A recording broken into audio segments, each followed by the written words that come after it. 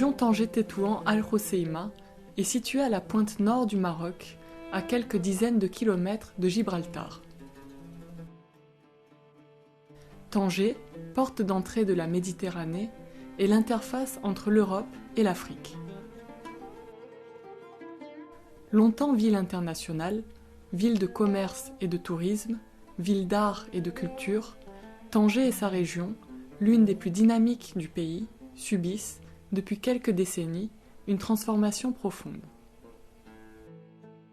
Avec la construction du port international Tanger-Med, avec la création des zones industrielles où, à l'image de Renault, les entreprises internationales installent leurs usines et leurs milliers de salariés, avec la construction de la ville nouvelle de Shrafat, la région connaît un essor spectaculaire.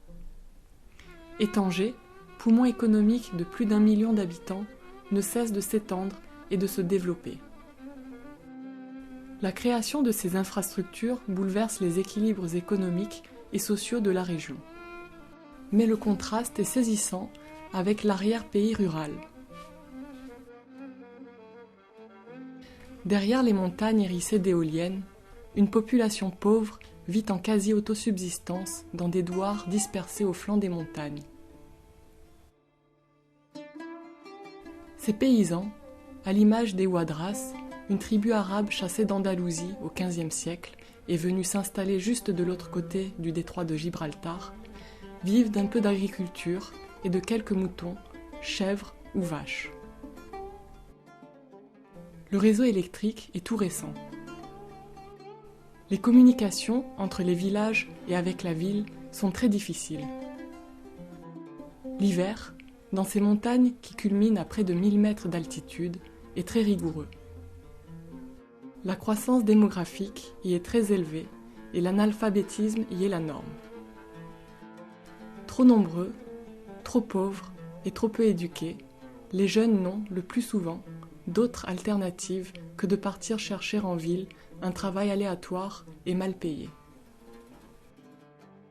Permettre à ces jeunes de sortir de l'extrême pauvreté et éviter ainsi l'exode rural, tel est le défi que les porteurs du projet Pass Face Anjra, l'association Twiza Solidarité à Marseille, le CMRD et Tanja Moubadara à Tanger ont décidé de relever.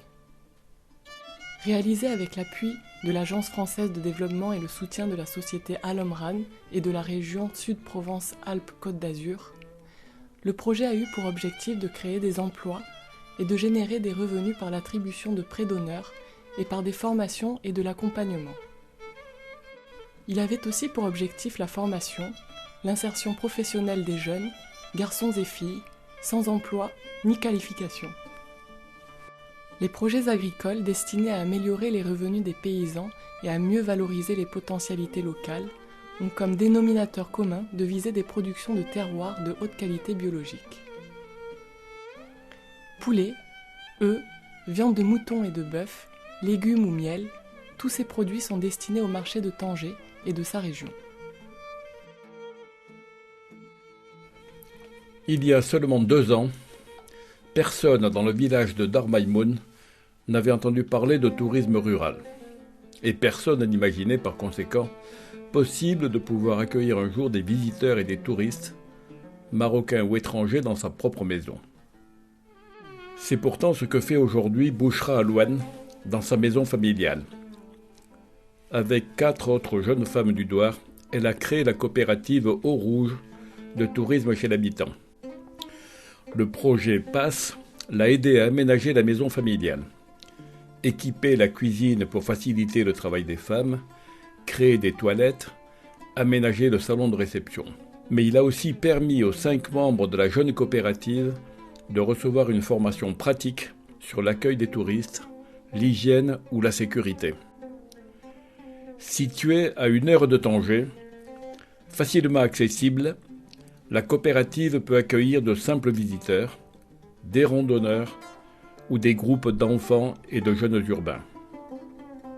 Ils vont découvrir tout près de chez eux, juste de l'autre côté de la montagne, la culture et les modes de vie traditionnels de la population, les maisons en terre, les plantes et les animaux, les multiples activités domestiques et agricoles. Ils vont aussi découvrir les projets de développement économique local, de l'aviculture à la confection, en passant par l'élevage ovin, la pâtisserie ou le maraîchage. Et ils vont contribuer au passage à générer de revenus complémentaires pour les jeunes femmes de la coopérative de tourisme et pour leurs voisins. Marocains ou étrangers, jeunes ou moins jeunes, à Dar Maïmoun, les visiteurs pourront découvrir un monde rural qui leur est devenu étranger et qu'il faut impérativement préserver.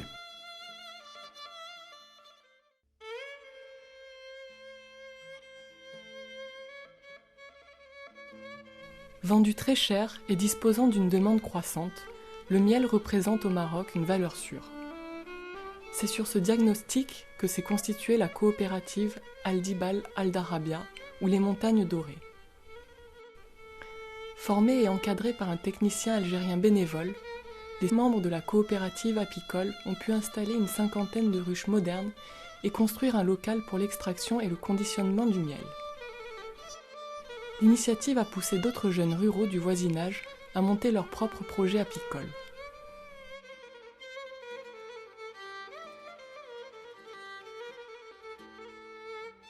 La viande de poulet et les œufs issus d'élevage industriel constituent la norme sur les marchés locaux et dans les supermarchés de Tanger.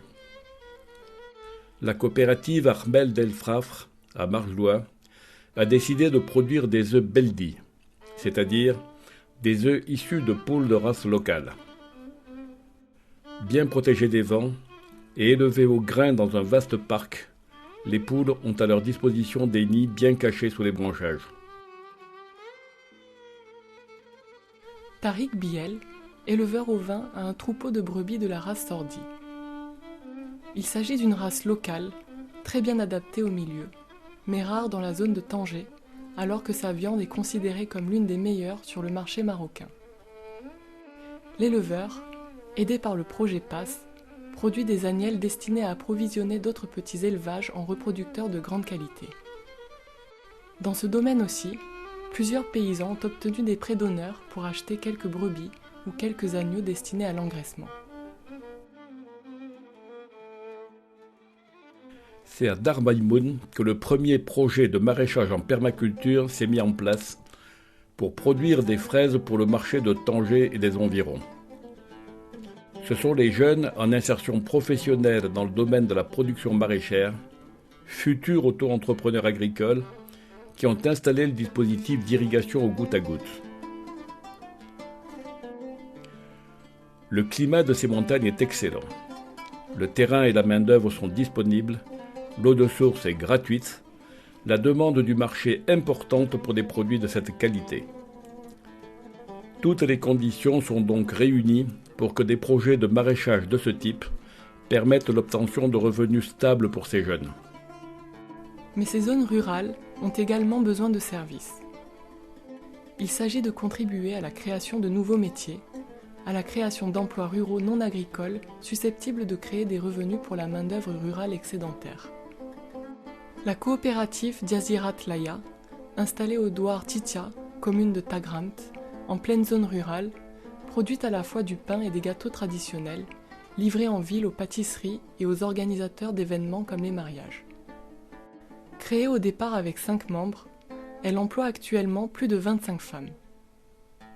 Toutes ont bénéficié de formations afin d'améliorer l'organisation de l'atelier et la qualité des produits. Le projet a permis à la coopérative d'acheter un véhicule pour ses approvisionnements et ses livraisons. C'est parce qu'il avait constaté que ses clients villageois étaient obligés d'aller à Tanger pour faire réaliser une simple photocopie ou rechercher un formulaire sur Internet que Yassine Boulaïch a décidé de demander un prêt d'honneur pour équiper sa petite papeterie villageoise avec les équipements de base, un ordinateur, une imprimante, un photocopieur.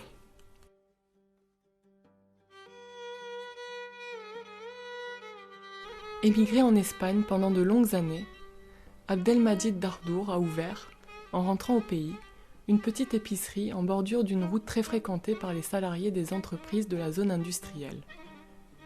Il n'a pas tardé à se rendre compte qu'un marché de petite restauration existait et qui pouvait lui procurer des revenus complémentaires à ceux de son magasin. Le projet lui a permis de réhabiliter un local, puis de l'équiper selon les normes en vigueur dans la restauration, pour servir ses clients dans de bonnes conditions. Ouvrier dès l'âge de 13 ans, Mounir, originaire du village de Dar Maïmoun, a travaillé à Tanger, pendant près de 15 ans dans des ateliers de confection de la zone industrielle.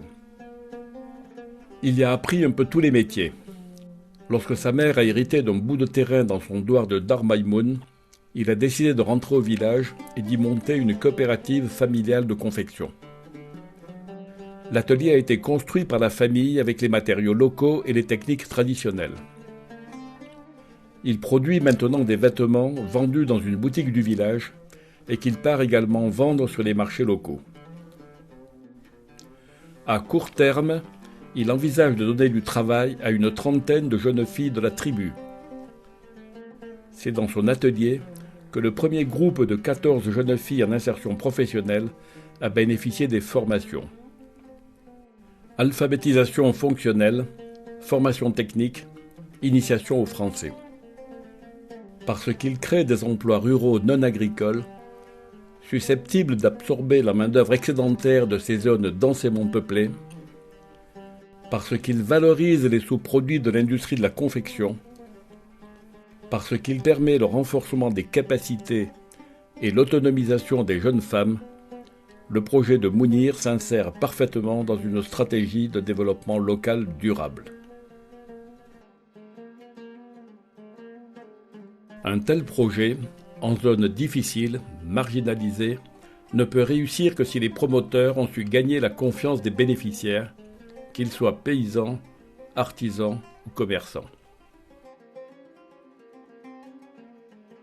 Un partenariat diversifié et bien structuré est une condition essentielle de réussite d'un tel projet.